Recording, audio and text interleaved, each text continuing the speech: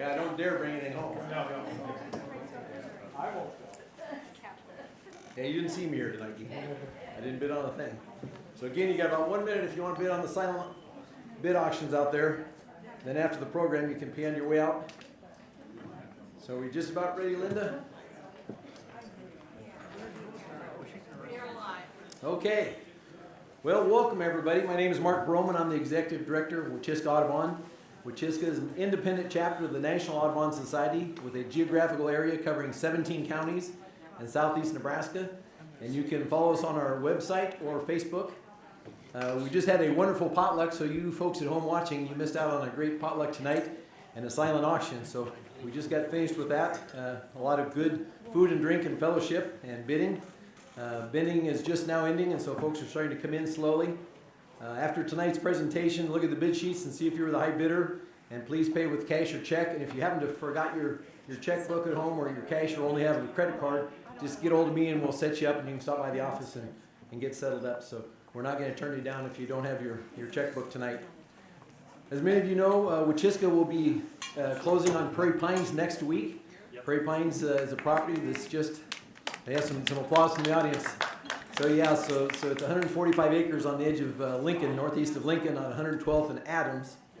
We'll begin moving the office out there over the next few weeks. So if you have a strong back or a pickup or would like to help, let me know. We're going to probably stage it over a series of several weeks. I want to thank Joanne Pepperell, who's in the audience tonight, for being a great landlord for all these years, and all the volunteer work her husband Don did for us. Don passed away this past year, and so we really miss Don. And so he's been our landlord and was our legal counsel for a long time. And Joanne volunteered a lot of pieces of Don's that he had in his office out there tonight. So a lot of those pieces you see out there were donated by Joanne. So we really want to thank her for that. This Saturday, December 14th, we're having a holiday open house out at Prairie Pines from 1 to 4 o'clock. We'll have some holiday music. We've got a person playing a little holiday music with a ukulele. So you'll feel like you're in Hawaii maybe. We'll also have some refreshments and treats, and there'll be a few kids' activities. I know we're going to at least be making the pine cone bird feeders, where you take the pine cones and put the lard on it and roll it in seed, so make it nice and messy to take home in the car. We'll try to have some bags so they don't get seed everywhere. So if you have a chance, come on out to Prairie Pines this Saturday, and we'll have a lot of opportunities in the future, but we just want to have something for the holidays, kind of to break the ice, even though we don't take over until next week. So we'll be working with Prairie Pines partners, who Sue and Naomi are here tonight, and I think some of the other members. So they do a great job out there. We're going to hope to expand on what they're doing now and have it open more hours than just Friday and Saturday. So that's something that we're working on.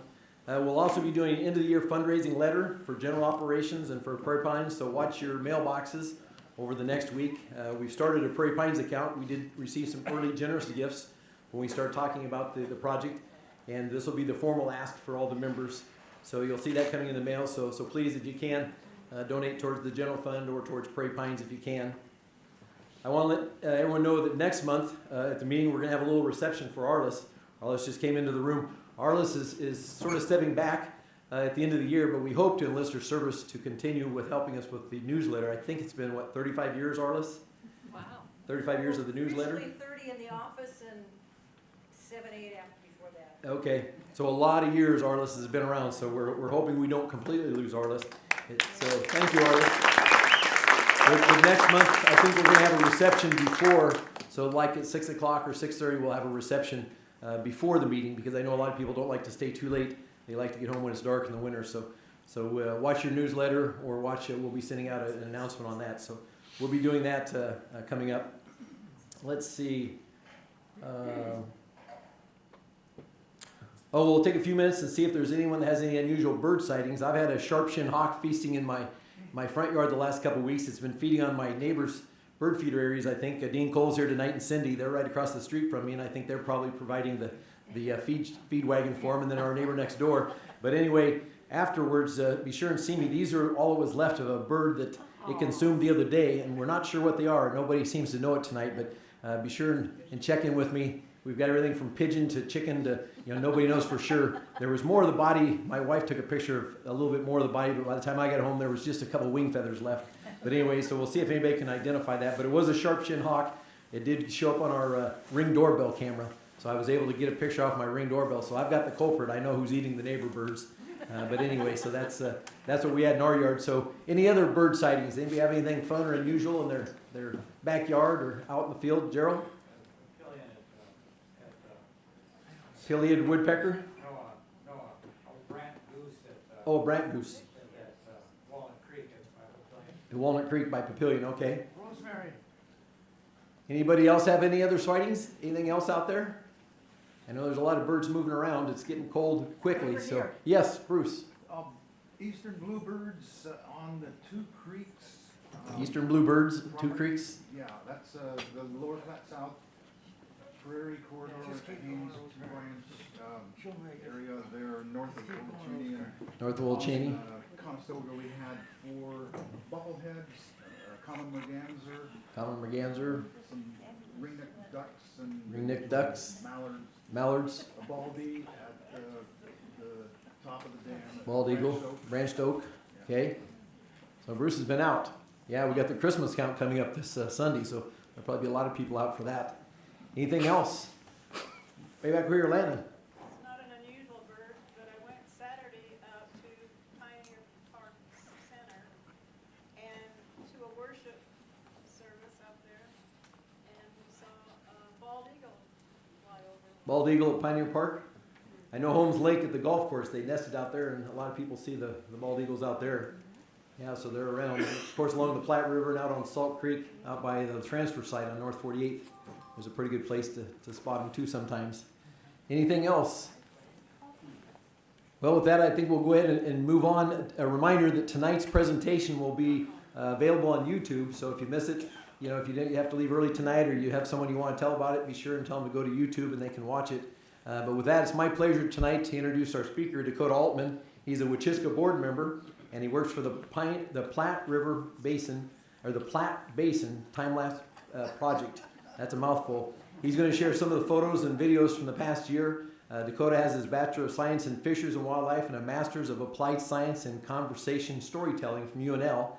And he'll take questions after the presentation. So again, I'll have these feathers out at the front desk, so if you want to take a look at them before you leave. But with that, I'm going to turn it over to Dakota.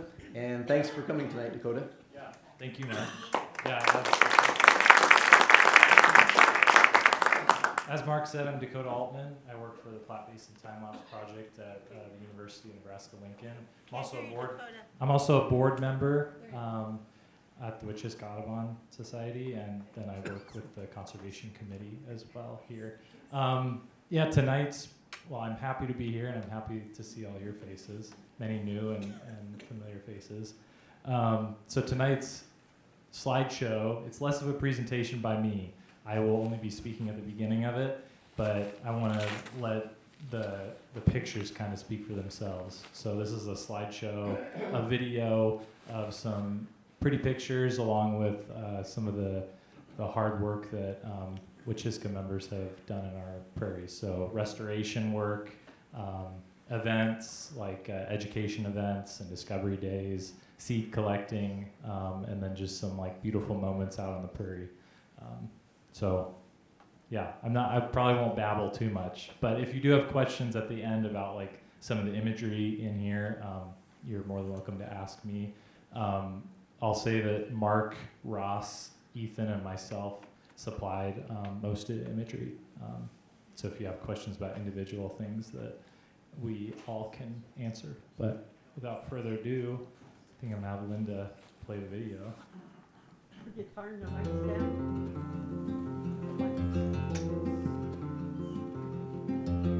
The lights.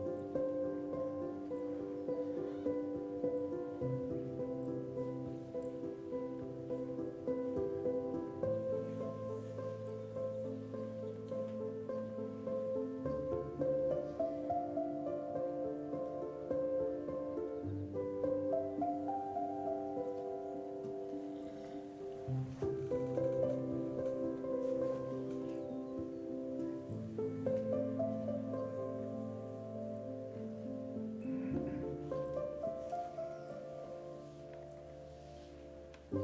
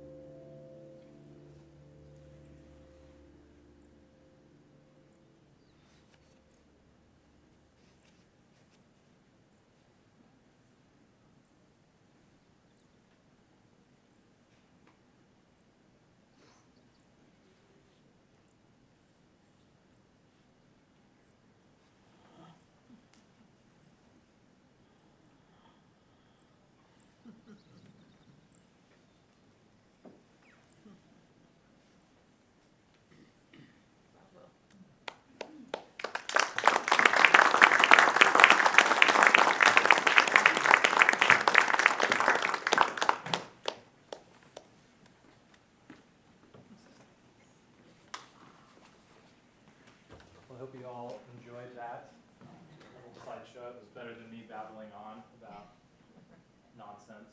But if any of you have questions about what was up there, what events took place, I wasn't at a lot of those events, but I know a lot of you were.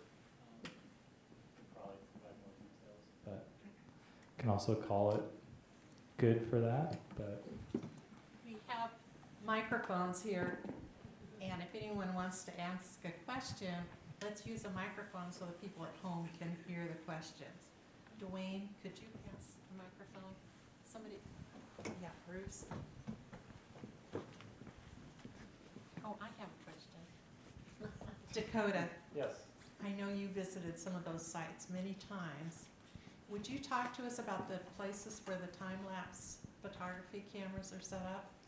Yeah, so the time-lapse camera, I didn't mention this before, but there was a video where it played through like from 2023 to present day, and that's at Knott Prairie in Utah, Nebraska, so right along the Platte River there. And Ethan and I installed that with Ross. I think it was maybe, it had to have been the spring of 2023.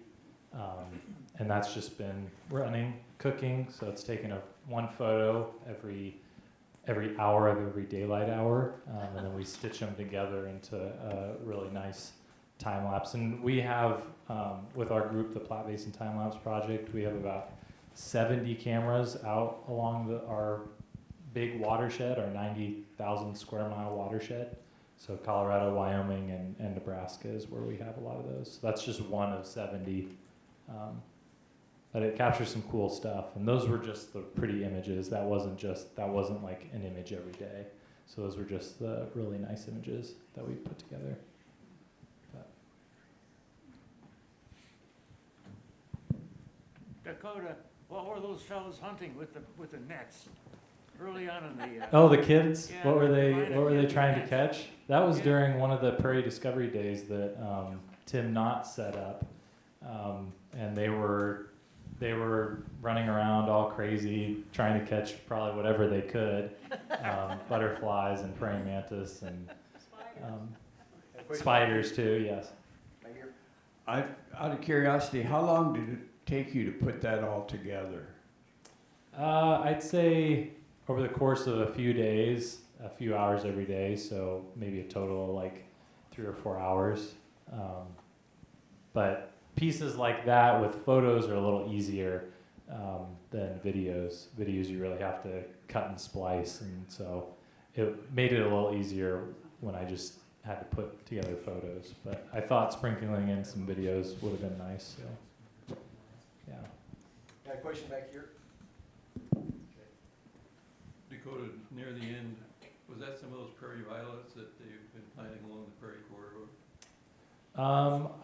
Yeah, they were prairie violets. I think Ross, if Ross is still here. Yeah, that was Wildcat. Okay. That was at Wildcat? After a burn, we burned it, so.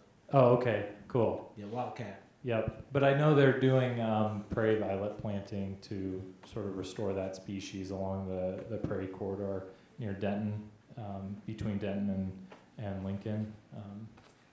Yeah, to help the Regal fritillary population as well. When do they bloom? They bloom, prairie violets bloom, I think, in like March or April? April. Okay, April, when the soil's warmer. Nothing coming back here. Dakota, every once in a while I'll get a email from Time Lapse, and they recently had one that was like a project video or something with wetlands. Does everybody get those? If you're signed up for the newsletter, Flat Basin Time Lapse has a newsletter that you can sign up for, and we'll send those out occasionally, either once or twice a year. Dwayne is talking about a project we partnered with Nebraska Game of Parks called the Wetlands of Nebraska, where we documented the 5 different wetland types found here in the state and made 5 short films. They're not short, they're 30 minutes long, but about the different wetland types. So showing the animals that live there, the habitat, and the people that take care of that land. So those are all on our website as well. Well, if you aren't signed up for their newsletter, I'd do that because that was so informative, that particular one. Thanks, Dwayne. Yeah, we'll have a new newsletter coming out probably at the end of December before the new year, talking about all the projects that we've been involved in. One big project, the Whooping Crane Chronicles. Mike Forsberg led that charge, and we helped create a companion website to his book called Into Whooperland, and the website is called the Whooping Crane Chronicles, but it's got a lot of awesome information and amazing imagery and videos, and a podcast too, so check that out. We have another question or two. How often do you have to change those cameras? Oh, the cards in the camera? Yeah, we've actually gone a whole year with one camera and it still was cooking, if it has a big enough SD card. Sometimes we like to check them every 6 months though, 4 to 6 months. So I think this one's due for another card check maybe in January, February, if we can get out there. I don't know. The road is a little tricky out at Knott Prairie. We got a question over there, Bruce, right ahead of you. There you go. Oh, we got one back here too. Okay. Hi, Dakota. I just want to let you know how much I appreciate the time lapse. It just really brings me present into a space and really hits me deep. Thank you. Thanks. Got a question over here, Dakota? Doesn't Forsberg have an event coming up soon? Too? Oh, he's got plenty. Yeah, Yeah. I mean, you name it. There's probably one every week that he's speaking at. But I think he's He's got set 2 to. today. He was a long time ago, we tried to get him for this date, but we think we got him for January. If not January, he'll be March. But he has 2 events, a luncheon today and a supper tonight. Yep. So we had two events tonight with his book. Yep. So he's coming. So I Either mean, January just or type March, in his period. name on the internet, and you'd probably find plenty of events that Yeah. he's speaking at throughout the year. This week, I read Mike Forsberg's book, Into Whooperland, and it is fantastic. It's like this, a snippet in the life of the recovery of the whooping cranes. Like now there are over 800 of them, and when I was about 8 years old, there were 36. And I just am in awe, but they're still at risk. So grab that book, read it. It doesn't take too long, and the pictures are wonderful. And then I'm passing mine on to my grandchild. Yeah, That's bring awesome, with you to Linda. the talk because Mike said he will sign them, but he'll bring books that night and he'll be signing them here. So be sure and bring it if you bought it already. If not, buy it at the next event. Lana just meant I'll bring the bike over to you. Tell So them where they can get them now, though, if they want. I'm sure all the bookstores have them. I'm not sure. No, they don't. Oh, they don't. He Mike- starts selling them in October. Mike has a website, michaelforsbergphotography.com, and you can find him on his website as well. And Titter- I feel like I'm a PR person for him right now. Yeah. He's gonna appreciate that. And Titterington has them at the bird. Wild Bird Store, Tiddington. Wild Bird Okay. Store, great. Yeah. And Maps and More Store at the University of Yeah, Nebraska Lincoln yeah. has a few Okay. copies of his book And if as not, well. come to either January or March whenever we sign them up. Christmas. He'll be here. Yeah, if Christmas is coming, you want to get it for that. Yep. Other questions? No? Well, thank you, Dakota, and I'm sure Dakota will stay around and answer questions afterwards for a few minutes. So, Yep. and remember your items you got in the silent auction. We've got them by number out there, so you can go and pick up your stack. And thanks for bidding, everybody. Thanks for coming. Thanks for the people that donated to the auction, and thanks for people that bid tonight. And thank you, Dakota, for a great presentation. Thank you.